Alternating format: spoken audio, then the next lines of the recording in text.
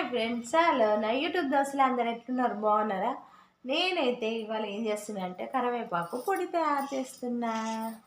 చూడండి, ఇంకా కరివేపాకు అంతా మంచిగా నీట్గా శుభ్రంగా కడుక్కొని చున్నీలు వేసి అయితే ఇంట్లోనే ఎండబెట్టిన.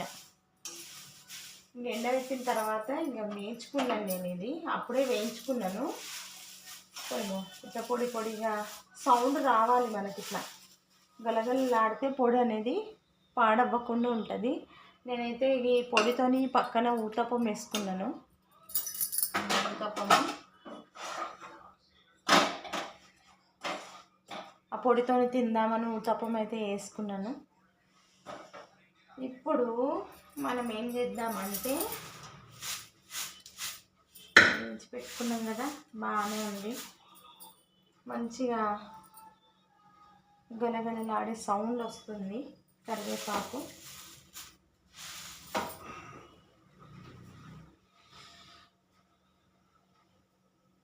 మరి ఎట్లయినా ఈ పొడి చెయ్యాలని నేనైతే డిసైడ్ అయినా. చూద్దాము, పిల్లలకైతే 2-3 డేస్ నుంచి చెప్తున్నా నేనైతే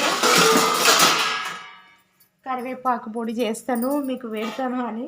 కానీ ఇవాళైతే ఖచ్చితంగా కరివేపాకు పొడి చేసి తీరాలని మాత్రము అనుకున్నా, చేస్తున్నా. ఇక నేనైతే అన్నీ ఫస్ట్ అనుకున్నా కానీ అన్నీ తీసి పెట్టుకోలేదు. ముందుగా ప్రిపేర్ అవ్వకుండా ఏదో చేస్తున్నాను ఒక్కొక్కటి తీసుకొని. ఇక అందరూ ఒక్కొక్క దాంట్లో తీసి పెట్టుకుంటారు కదా, ఇక నేనైతే అట్లేం తీసి పెట్టుకోలేదు. శనగపప్పు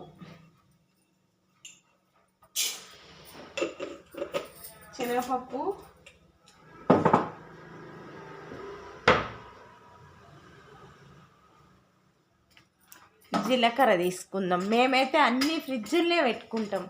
శనగపప్పు చిన్నం కాబట్టి అది పాడవ్వకుండా ఉంటుంది. ఇవన్నీ ఇట్లా ఫ్రిడ్జ్లో స్టోర్ చేసుకుంటాం, ఏవి పాడవ్వకుండా. ఎందుకంటే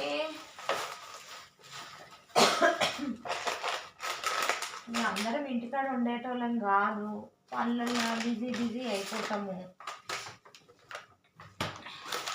ఇక జీలకర్ర ఇక నేను ఎట్లా తిరుగుతుంటే అట్లా నాది రొటేట్ చేసుకుంటూ చూపిస్తాను. జీలకర్ర జీలకర్ర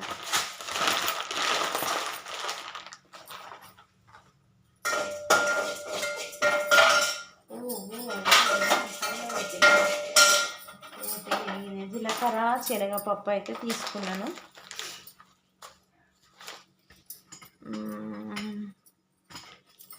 పెంచుకాడికి వచ్చేసి ఎప్పుడు తీసుకునే అప్పుడు అట్లా పెట్టేస్తూనే ఉంటా. ధనియా పొడి, కొన్ని మెంతులు తీసుకుందాము. కొన్ని మెంతులు కూడా వేస్తాను నేను కరివేపాకు పొడిలో, బాగుంటుందని. బాగా జలుబు, దగ్గు, చలి విపరీతంగా అయింది. ఈ చలికాలంలో వేడి అన్నంలో కరివేపాకు పొడి వేసుకొని తింటే కూడా చాలా బాగుంటుంది తెలుసా. నేనైతే అన్నీ వేసేస్తా. కొన్ని మెంతులు వేసిన.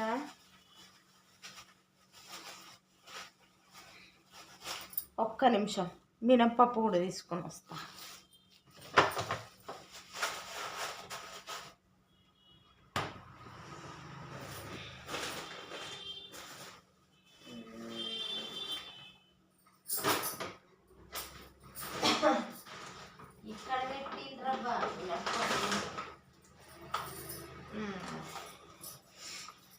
నేనైతే ఇక డిమార్ట్ అక్క పొద్దున వెళ్ళి డిమార్ట్ నుంచి మినప్పప్పు కూడా తీసుకొచ్చింది. ఇక నేనైతే ఎందులో పోయలే, అక్క వచ్చిన తర్వాతనే అన్నిట్లో సర్వ్ చేసుకుంటుంది. నేను తీయని కూడా తీయలేదు, ఎందుకంటే నేను కూడా ఇందాకనే వచ్చిన.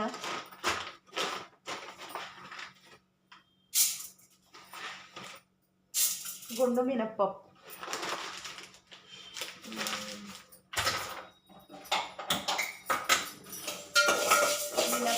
శనగపప్పు, జీలకర్ర, కొన్ని మెంతులు, 3 కలిపి ఇగో వేయించిన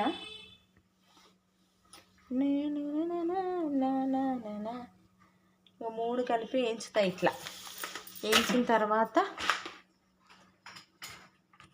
ఇవి చల్లారిన తర్వాత పొడి కొట్టాలి. ఎందుకంటే పొడి అనేది పాడైపోతుంది కదా, వేడి వేడి మీద మళ్ళీ మనము అన్నీ మిక్సీ పట్టి అది నేను చల్లారిన తర్వాతనే పొడి పడతానమాట. ఎండుమిర్చి ఒకటి వేయించుకుంటాను లైట్గా, ఎండుమిర్చి.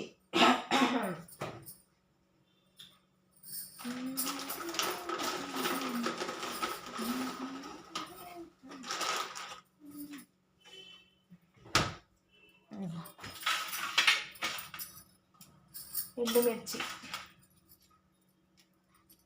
నేను ఒక చుక్క ఆయిల్ కలిపి కరివేపాకుకి వేస్తాను ఆయిల్. ఇంకా ఇవైతే నార్మల్గా మామూలుగా, ఎందుకంటే ఆయిల్ అయితే కరివేపాకులు వేసిన కాబట్టి ఎండుమిరపకాయలు ఇవన్నీ కలిపి లైట్గా వేయించుకొని చల్లారిన తర్వాత పొడి కొట్టేస్తాను. ఓకేనా మరి, బాయ్.